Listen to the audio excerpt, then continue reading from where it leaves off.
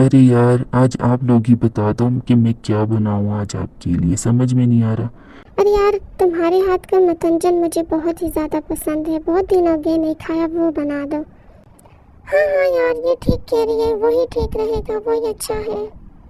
चलो भाई, मैं जल्दी से बना कर लाती हूँ, आप तब तक बातें करो।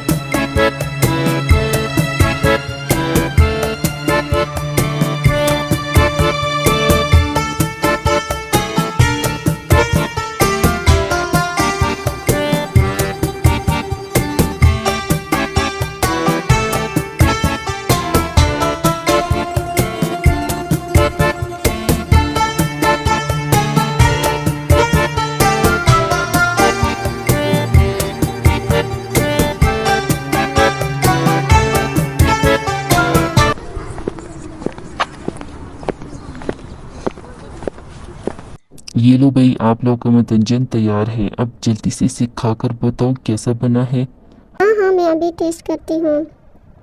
हम्म, अरे वाह, ये तो बहुत ही अच्छा बना है, बहुत मज़े का है। हाँ यार, वाकई में बहुत ही टेस्टी है। Thank you. आप लोग कोई चीज़ मांगोगे और मैं ना बनाऊं, ऐसा कभी हुआ है?